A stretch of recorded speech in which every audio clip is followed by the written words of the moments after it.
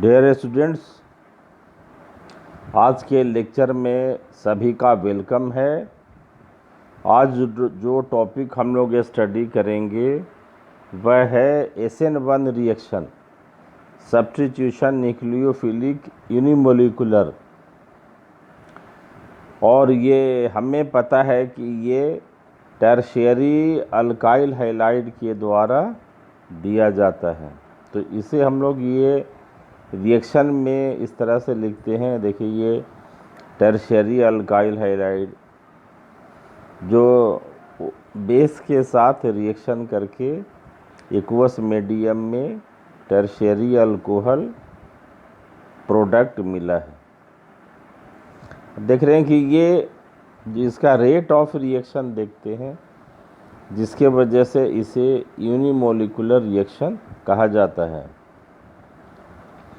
तो यहाँ हम लोग देख रहे हैं कि जो रेट है वो केवल रिएक्टेंट के कंसंट्रेशन पर ही डिपेंड करता है, इसलिए इसे यूनिमोलिकुलर रिएक्शन कहा गया।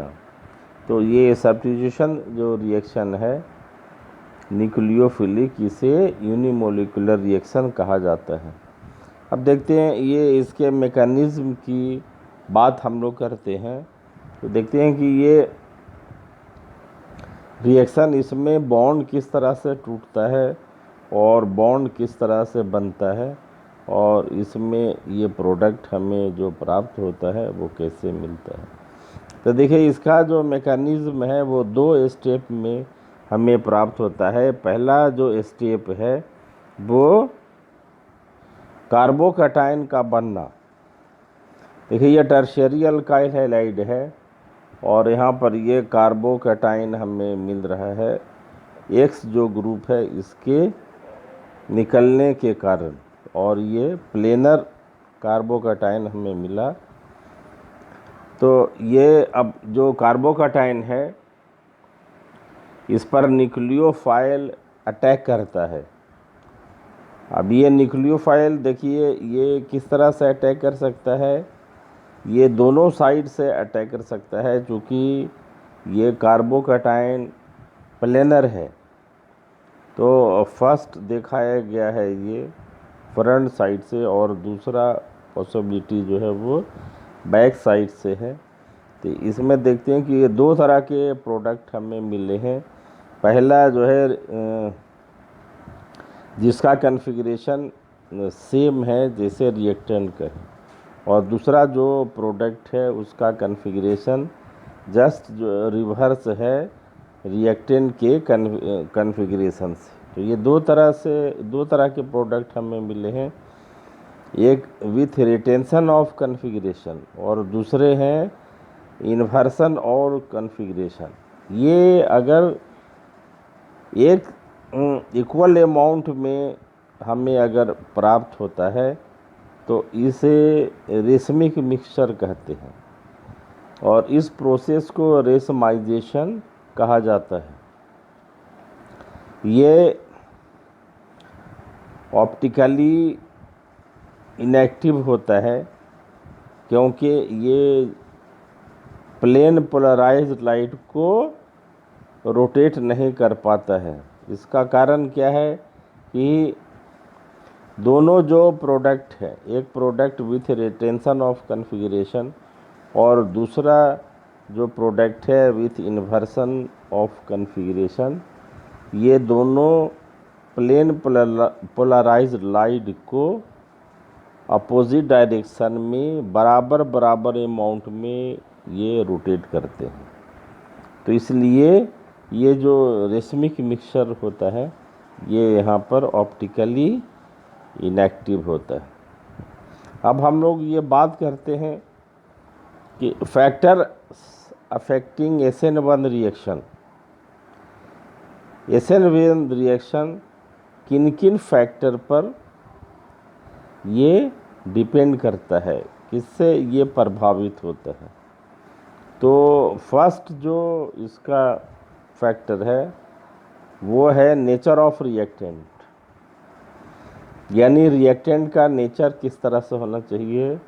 सेकंड है नेचर ऑफ अटैकिंग ग्रुप या न्यूक्लियोफाइल, और थर्ड है nature of leaving group, fourth है स्टेरियोकेमिकल इफेक्ट या हाँ, और फिफ्थ है नेचर ऑफ सॉल्वेंट।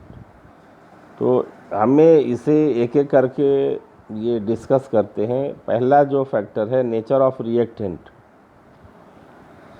हमें पता है, अभी हमने डिस्कस किया है ऊपर में इसके डिफिनेशन में या डिस्कशन में कि ये reactant mainly 3 degree alkyl halide होना चाहिए।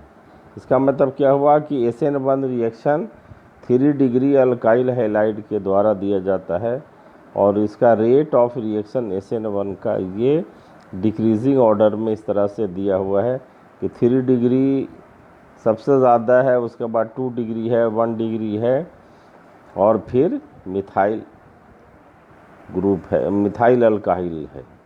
तो ये देखते हैं कि ये किस तरह से SN1 का रेट ये डिपेंड करता है, और ये इसका जो मेन कॉज है एबिलिटी टू फॉर्म कार्बोकैटायन।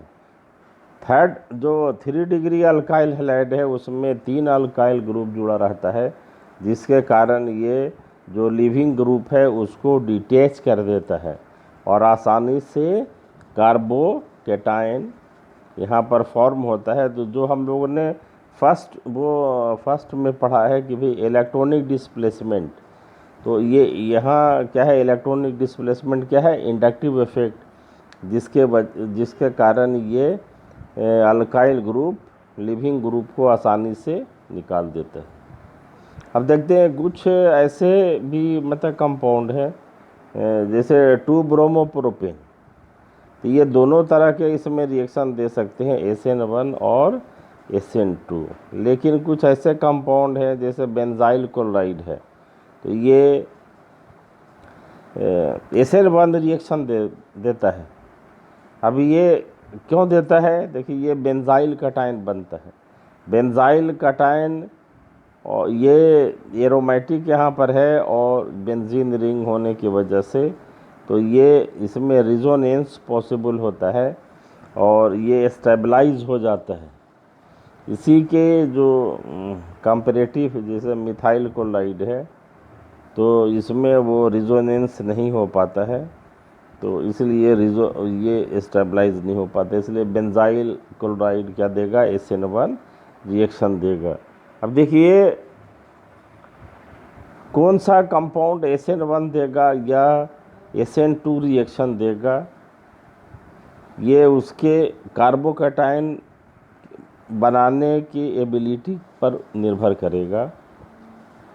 और यहाँ पर हम लोग देखते हैं इस स्टडी को कैसे मालूम करते हैं, काइनेटिक इन्वेस्टिगेशन के द्वारा, और इसमें हम लोग 2 फैक्टर्स को कंसीडर करते हैं। पहला फैक्टर है इलेक्ट्रॉनिक इफेक्ट और दूसरा फैक्टर है स्टेरिक इफेक्ट। ये 2 फैक्टर से हम ये जो कार्बोकैटायन बनने का प्रोसेस ये जान सकते हैं। और इसमें देखते हैं कि effective charge separation alkyl halide में या दूसरे कंपाउंड में किस तरह से होता है, जो आयन पेयर के बनने के कारण होता है, और इसमें कार्बोकैटायन की स्टेबिलिटी के बारे में मालूम करते हैं। तो इसमें भी ये जो इलेक्ट्रॉनिक डिस्प्लेसमेंट के फैक्टर हैं, 2 फैक्टर हम लोग इसमें काम लेते हैं। पहला है इंडक्टिव इफेक्ट और दूसरा हाइपर कंजुगेशन।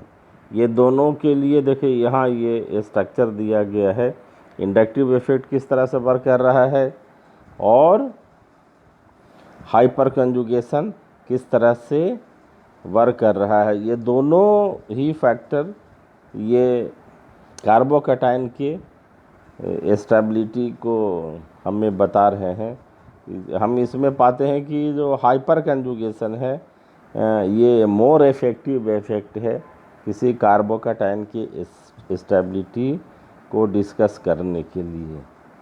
तो इस तरह से हम लोग देखते हैं कि किसी कंपाउंड में मेनली अल्काइल हैलाइड में ये आयन पेयर के द्वारा ये कार्बोकैटायन किस तरह से बनता है, उस बेसिस पर कोई भी जो ऑर्गेनिक कंपाउंड है वो SN1 रिएक्शन देने में कितना तत्परता दिखाता है। अब दूसरा जो फैक्टर है वो है नेचर ऑफ अटैकिंग ग्रुप या न्यूक्लियोफाइल। हम लोग देखते हैं कि ये SN1 रिएक्शन किस तरह से होता है। पहले स्टडी किया हम लोगों ने, देखा कि इसमें कार्बोकैटायन बनता है और फिर न्यूक्लियोफाइल अटैक करता है। तो चूंकि पहले कार्बोकैटायन बन गया है तो इसमें न्यूक्लियोफाइल या अटैकिंग ग्रुप का उतना इम्पॉर्टेंट रोल नहीं होता है, और ये even weak nucleophile like water भी SN1 रिएक्शन को आसानी से दे सकता है। अब देखते हैं कि तीसरा जो फैक्टर है वो नेचर ऑफ लिविंग ग्रुप है। ये SN1 रिएक्शन के प्रोसेस में काफ़ी इम्पोर्टेंट रोल प्ले करता है। जब तक हमें कार्बोकैटायन नहीं मिलेगा तब तक ये SN1 रिएक्शन नहीं होगा। तो देखते हैं कि अगर वो लिविंग ग्रुप आसानी से निकल जाता है तो बेस्ट लिविंग ग्रुप है। और ये इसके लिए एक तो लिविंग ग्रुप है anions of strong acids like hydrogen halide. तो इस तरह से देखते हैं कि, और फिर देखते हैं कि दूसरा जो है इसमें है वो टोसाइलेट आयन है या ब्रोमोसाइलेट आयन है। ये अच्छे लिविंग ग्रुप माने जाते हैं। तो ये देखते हैं कि ये यहाँ पर लिविंग ग्रुप का भी SN1 रिएक्शन में काफ़ी इम्पोर्टेंट रोल है। चौथा जो फैक्टर यहाँ पर है वो स्टीरियोकेमिकल इफ़ेक्ट।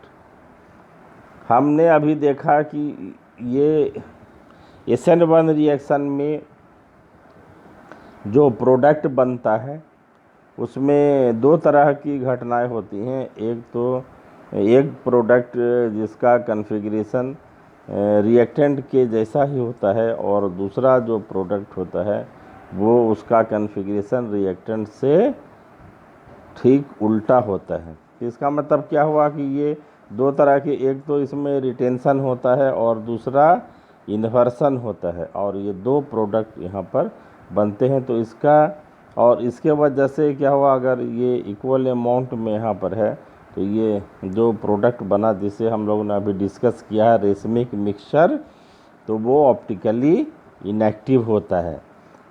तो देखते हैं कि इसका स्टीरियोकेमिकल इफ़ेक्ट क्या है कि इसमें इस रिएक्शन में यानी SN1 रिएक्शन में हमें क्या प्राप्त होता है, रेसमिक मिक्सचर।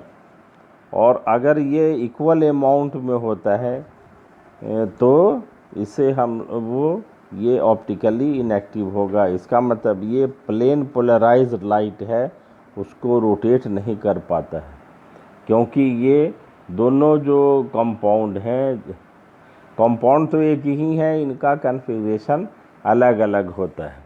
तो जिसके वजह से ये इसकी जो स्टीरियोकेमिकल जो फीचर है या स्टीरियोकेमिकल प्रॉपर्टी है या ऑप्टिकल प्रॉपर्टी है ये बदल जाती है। तो हमें ये ध्यान में रखना है कि ये जो स्टीरियोकेमिकल इफ़ेक्ट है, इन शॉर्ट इसमें ये रेसमिक मिक्सचर प्राप्त होता है, और इस प्रोसेस को हम लोग रेसमाइजेशन कहते हैं।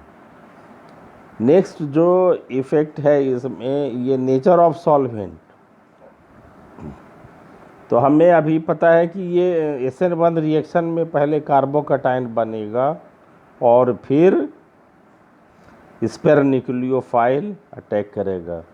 तो इसमें ये जनरल बातें हैं कि अगर सॉल्वेंट पोलर हो तो किसी कंपाउंड को वो पोलराइज कर देता है और आयन पेयर बनता है।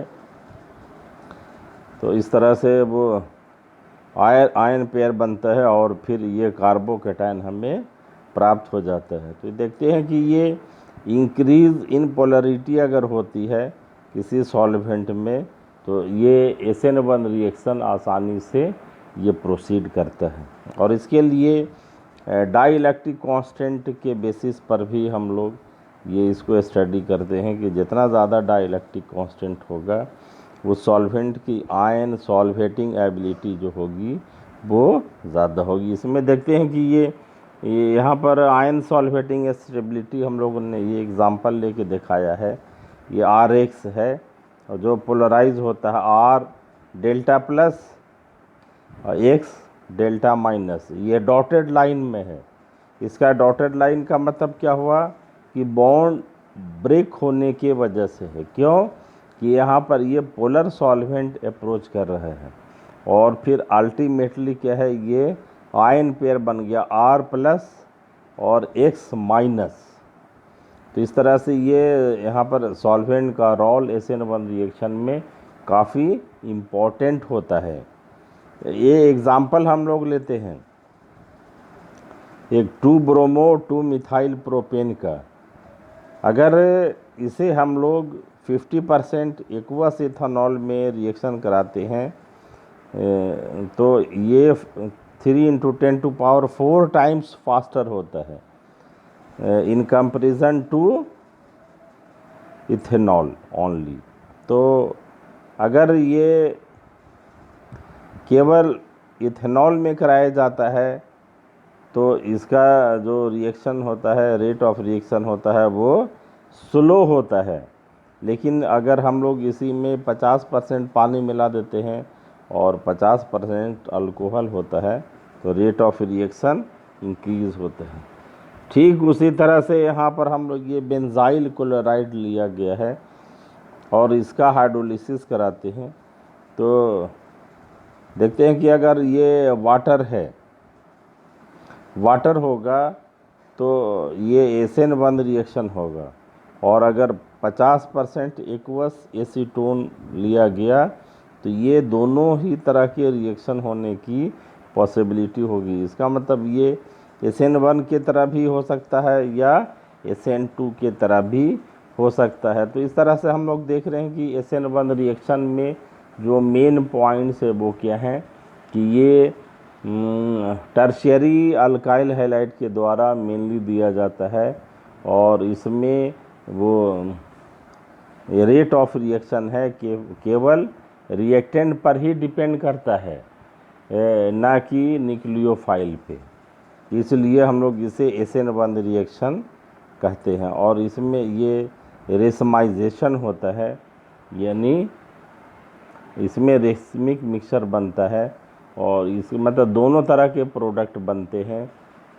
एक तो विथ रिटेंशन ऑफ कन्फिग्रेशन और दूसरा है विथ इन्वर्सन ऑफ कन्फिग्रेशन। और ये जो SN1 रिएक्शन है ये 5 फैक्टर पर डिपेंड किए हुए हैं। इनकी जानकारी हमें होना बहुत ज़रूरी है। ये पहला जो है वो नेचर ऑफ रिएक्टेंट है और दूसरा क्या है, नेचर ऑफ न्यूक्लियोफाइल है या नेचर ऑफ अटैकिंग ग्रुप है और तीसरा क्या है, नेचर ऑफ लिविंग ग्रुप है। नेचर ऑफ लिविंग ग्रुप ही काफ़ी इम्पोर्टेंट रोल प्ले किया है जो हम लोगों ने ये पहले डिस्कस किया है डिटेल में। और चौथा है स्टेरियो केमिकल इफ़ेक्ट है, ये भी काफ़ी इम्पोर्टेंट इफ़ेक्ट है।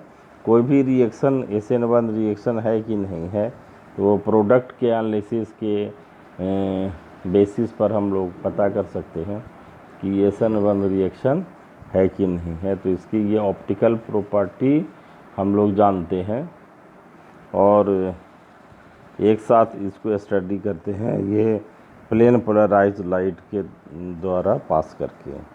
और पांचवा जो फैक्टर है वो नेचर ऑफ सॉल्वेंट है, यानी सॉल्वेंट किस तरह का है ये काफ़ी जो है इम्पोर्टेंट रोल अदा करेगा। यानी अगर पोलर सॉल्वेंट है तो SN1 रिएक्शन को ये सपोर्ट करेगा। तो इस तरह से हम लोगों ने इन शॉर्ट दोबारा ये डिस्कस कर दिया है। तो आज ये यहीं पर इसको इस लेक्चर को विराम देते हैं। Thank you very much.